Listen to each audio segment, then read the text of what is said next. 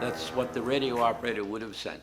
There's 3 SOSs, then there's a DE, which means from, KTDJ. Those were the call letters of the S.S. Emidio. And the final is a few words of text which says, attacked by Jap sub, over. My name is Otto Frederick Hinkleman. I was born April 21st, 1931 in New York City.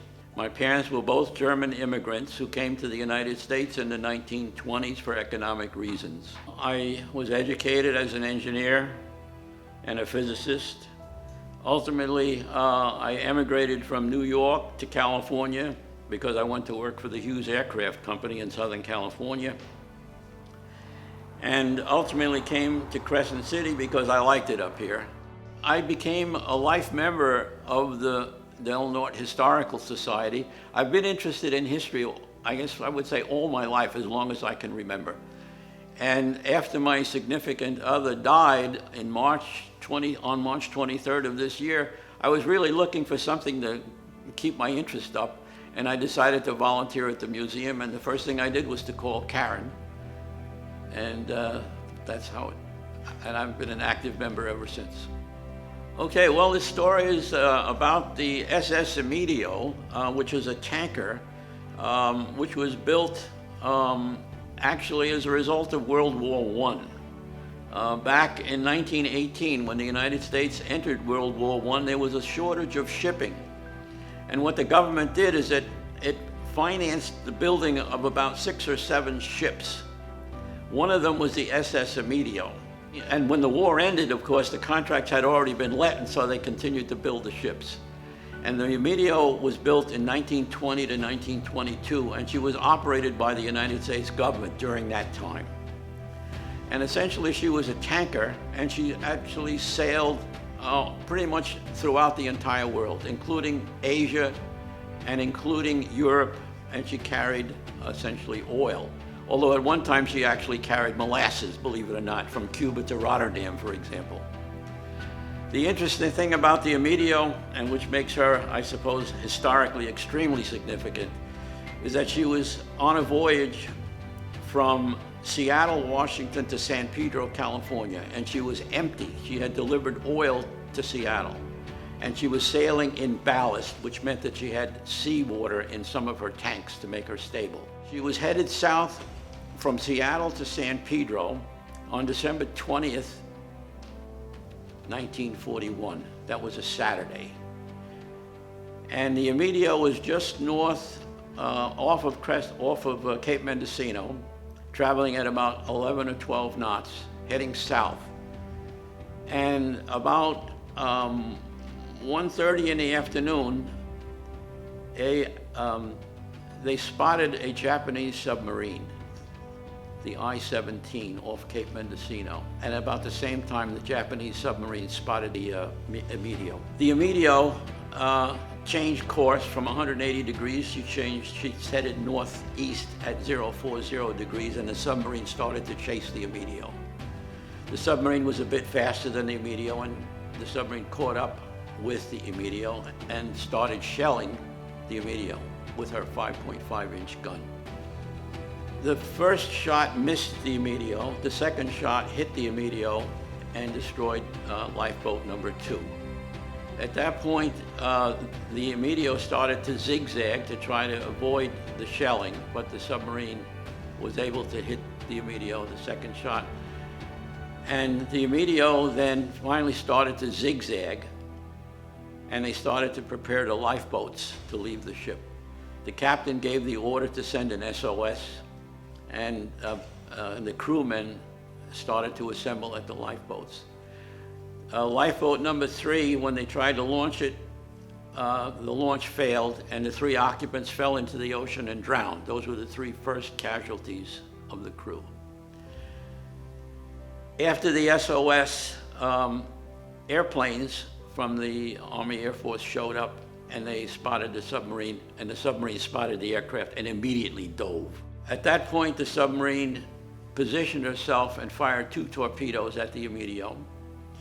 The first one missed, and the second one penetrated aft in the stern and entered the engine room and exploded inside the engine room. 2 of the men in the engine room were killed instantly. The third one was badly wounded, but ultimately survived. The I-17 then left the area and ultimately was ordered to rendezvous at Kwajalein Island in the Pacific, which was where the Japanese submarine base was. Now, there's an interesting coincidence between the Emidio, the I-17, and myself. I was in the Navy from 1950 to 1954. I was an electronic technician, but also a radio operator. And part of my career in the Navy was I worked at the ship repair facility in Yokosuka, Japan. And that was where the I-17 was built.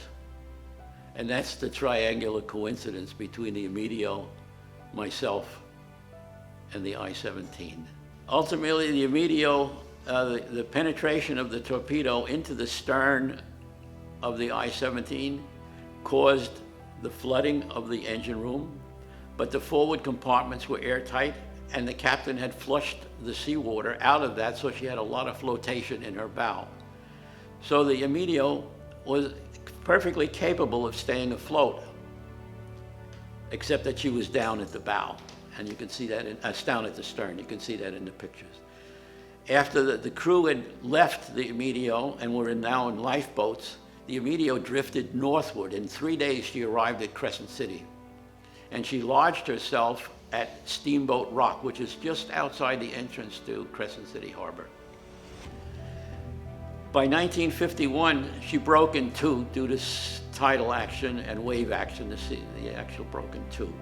The bow half was wound up on the shoreline here at Crescent City and was ultimately sold, as is where is, to a scrap dealer in Los Angeles. And she was towed to Los Angeles and cut up for scrap. The stern totally sank and is still there at Steamboat Rock to this day.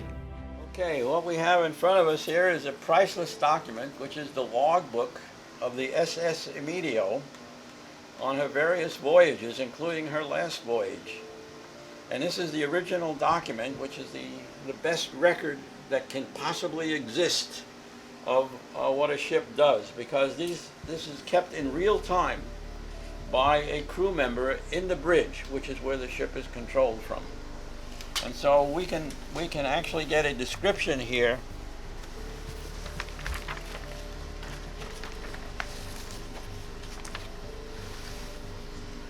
What recording here is the officer on watch, the distance that the ship has traveled, the course that it's following, the compass course and the true course. The difference, of course, is the magnetic variation, and the sea conditions along in here, and the wind and the altimeter setting and the water temperature. It's a remarkable record.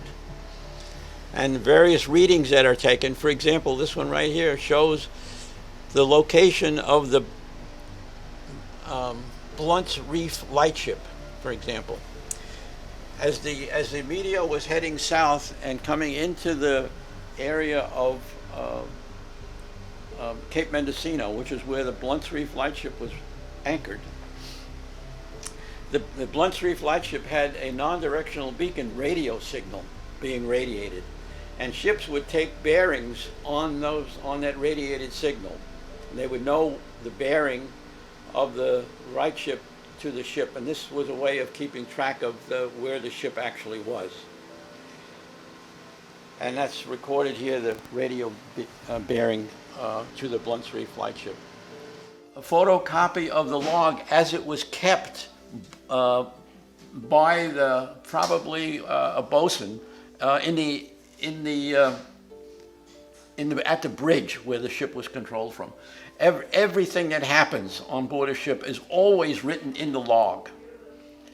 And ultimately, of course, it's transcribed and typed up. But as the handwritten log is taken as the completely verified facts of what happened, because there's no room for error. It is actually as it was written by the man on duty at the bridge. And this is a photocopy. We have the entire document. This is the photocopy of parts of it.